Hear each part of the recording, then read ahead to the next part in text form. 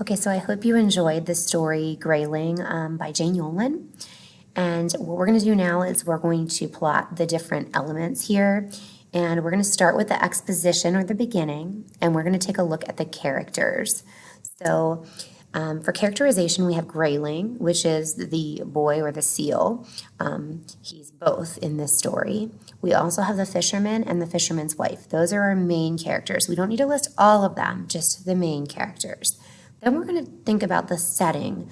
So this would be the time and the place. So this was definitely set in the past. We know it was from an older time, and then in a hut on the side of the sea. Okay, so just make sure we have time and place. And then finally, this is a little more difficult to find, but we're looking for that big conflict at the beginning of the story, the big problem. What drives the rest of this story? So in this story, the fisherman and his wife wanted a child but could not have one. So that was the big problem. And then that drives the rest of the storyline here.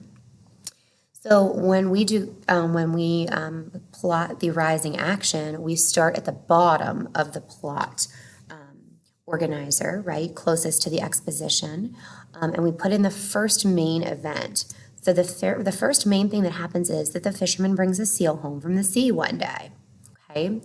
Then the next main event was that the fisherman and his wife decide to keep the seal as their own and call him Greyling when he turns into a child on land.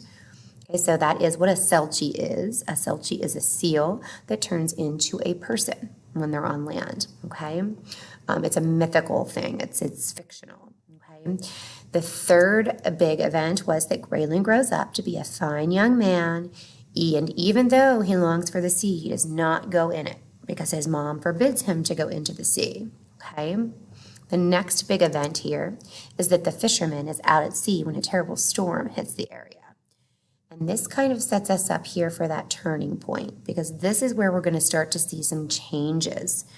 Remember, Greyling, didn't go into the sea, and he was, not permitted to go. So then climax then is that Greyling jumps into the swirling sea to save his father. Okay. Sometimes it's easier to pick out the climax and then work your way back to the bottom of the rising action and then fill in your rising action if you know where that turning point is.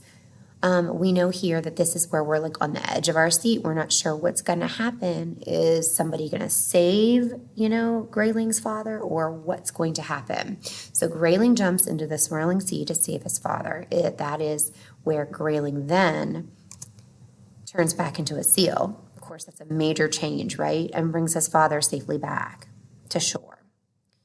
Then, still falling action, Greyling returns to the sea, and the townspeople think he's drowned. So the townspeople think that the boy Greyling has drowned, but his parents know that he has returned to the sea as he had turned into a seal. The parents miss their son, but know it is for the better. Okay, so then we have the resolution, and that's Greyling visits his parents every year to fill them in on his life in the sea. So every year Greyling comes back. So that's where the author's tying up those loose ends, okay? Every year Greyling comes back to visit. So we're going to leave theme blank for now as we move through the elements of fiction and kind of pull everything together. We will be filling that theme box in eventually once we talk about theme, okay? Alrighty, so this is the really good example for you to have complete in your notes. So just make sure you're writing all of this, all of the parts here of the plot for Greyling onto your graphic organizer.